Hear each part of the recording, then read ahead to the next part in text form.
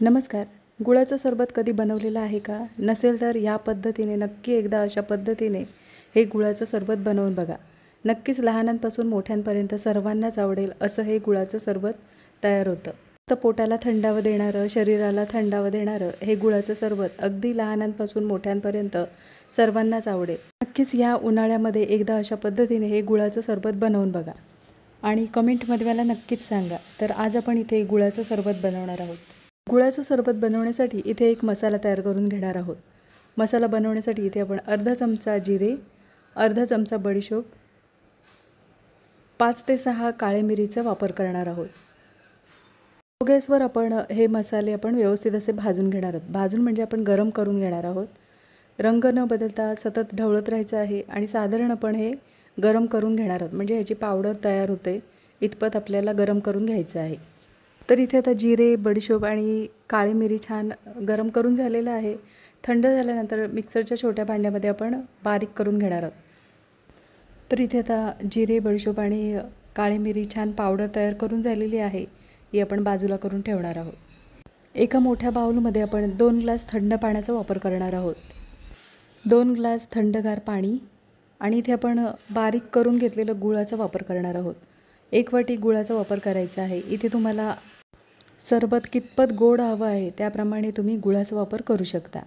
तर इथे आपण साधारण 1 वाटीभर गुळाचा वापर केलेला आहे. बारीक असं करून घ्यायचं म्हणजे पाण्यामध्ये पटकन असं विरघळलं जातं. किंवा इथे तुम्ही गुळाची पावडर मिळते रेडीमेड, तीसुद्धा वापरू शकता. ते आता पाण्यामध्ये गूळ व्यवस्थित असं मिक्स करून झालेलं आहे.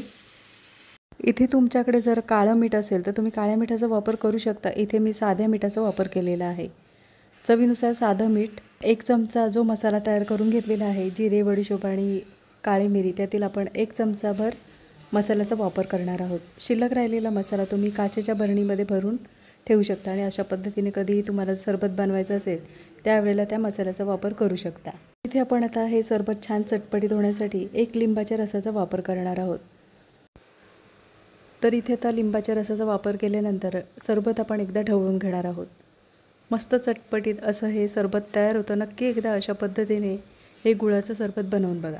सरबत एकदा ढवळून झालेलं आहे आणि आता सरबत ढवळून झाल्यानंतर आपण एक छोटा आल्याचा तुकडा आहे तो आपण किसणीवर किसून घेतलेला आहे. किसलेल्या आल्यामध्ये आपण 2 चमचे इथे सरबत बनवून घेतलेलं आहे. त्यातील आपण 2 चमचे सरबताचा वापर करणार आहोत आणि अशा पद्धतीने आपण आल्याचा रस काढून घेणार आहोत.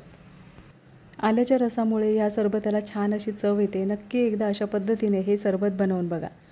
तर हे तुम्ही आल्याचा रस गाळणीने सुद्धा गाळून घेऊ शकता. तर इथे आता आल्याचा रस आपण सरबतामध्ये मिक्स करून झाल्यानंतर 10 ते 15 मिनिटासाठी आपण सरबत झाकून ठेवणार आहोत. म्हणजे सर्व मसाल्यांचा छान अर्क ह्या सरबतामध्ये उतरतो. तर इथे आता 10 ते 15 मिनिटं झालेली आहेत आणि झाकण काढून इथे आपलं हे गुळाचं थंडगार असं सरबत छान तयार करून झालेलं आहे. ते आपण आता ग्लासांमध्ये ओतून घेणार आहोत.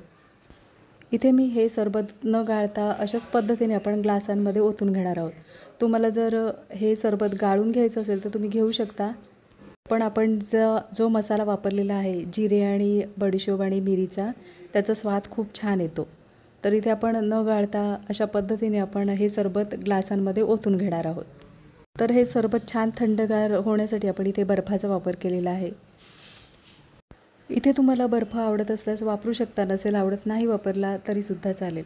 मस्त थंडगार असं गुळाचं सरबत तयार आहे. नक्की एकदा अशा पद्धतीने हे गुळाचं सरबत बनवून बघा आणि कमेंटमध्ये मला नक्कीच सांगा.